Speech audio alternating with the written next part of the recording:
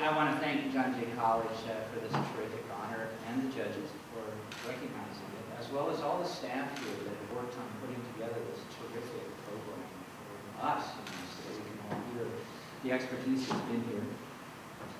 Congratulations also to Chris. And Chris, I think somewhere in the bowels of the NYPD is that evidence, and I do think that there may be ways to compel them to have a greater search. I investigated crime labs 24 years ago, actually, and saw the mess. It's changed, but it's maybe not changed enough. I want to recognize the others who worked on this series with me. One is Louis Cam, who was a member of my investigative team, who is not here, but he was, and partly because he's the lead author on a series that we just ran on the way the Boy Scouts nationally are managing their vast land holdings, in some cases clear-cutting trees, and in other cases selling their recreational land to developers. That's a series currently running the PI.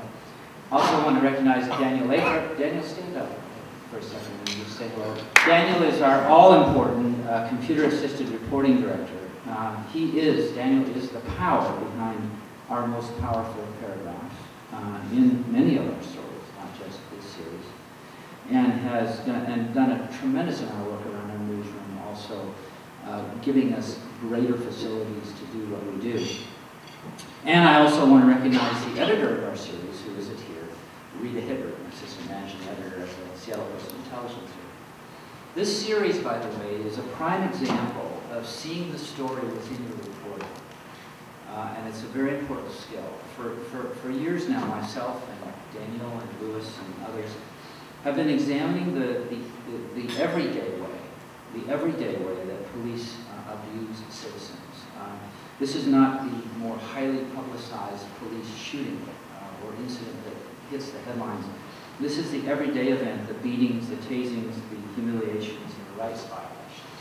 And we've been examining the manner in which they are sometimes not investigated or investigated proven. A fascinating phenomena emerged in our report on this first, and that was almost universally that 1%, only 1% of excessive force allegations are sustained nationwide, just about every police department. And that compares with an almost universal 10% sustained rate for other allegations. And there's some reasons I won't go into for those gaps, but some of them are part of what we were investigating. Then we noticed another accompanying phenomenon. They kept jumping out simply because we were closely examining cases in a way that, by the way, the police department wasn't closely examining their own cases. And that is that we noticed that frequently allegations of abuse were made by people who were also arrested for obstruction of public officers and sometimes for resisting arrest. Using data that we mined primarily from the courts and shoe leather reporting, and disciplined, and this is very important, the disciplined ordering and analysis of the material that we gathered. We then discovered that half of these cases were never prosecuted. They were dropped literally at the courthouse door in many cases, for reasons up to and including the failure to have probable cause for the arrest. But in addition, as the way they put it, quote, in the interest of justice. Next, we found that blacks in our predominantly white city were 8 times more likely to have this highly discretionary charge leveled against them than against whites. The Seattle Police Department came up with back at us with an interesting argument, and that is that blacks are also more likely to commit violent crimes. And they said that was a factor that should equal out this disparity, ignoring the fact, and it's a very important fact, that the records that we examined showed that these people arrested on these charges were not violent criminals. We then reported and told the individual stories of people that had this experience, and I'll leave it to you to read those and to measure what you think handling these matters. I want to make another point here. This type of disciplined, data-driven investigation by a newspaper, done free for you, the readers, it costs hundreds of thousands of dollars. It requires special skills that include backgrounding people, matching findings so that we can discover trends and patterns, verifying the information, excruciating verifying the information, interviewing, and as well interrogating. I have taught these skills to thousands of journalists in North America and Europe for 3 decades.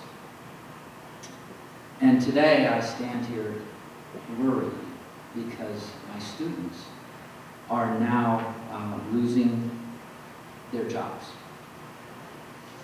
And we are losing that skilled journalistic police force throughout this country in many locations. The money that paid for these important investigations is also disappearing or already gone.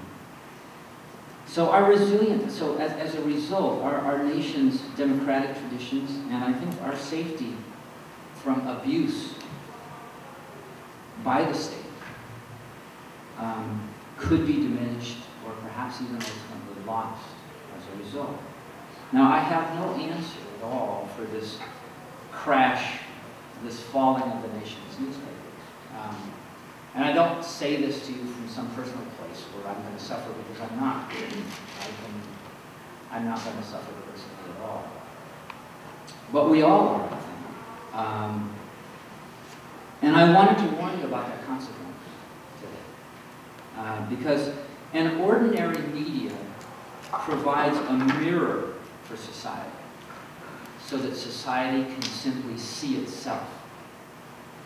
The extraordinary media that grew up all over this country during the last few decades provided a window through which we could see into the darkest places and cleanse those places. That window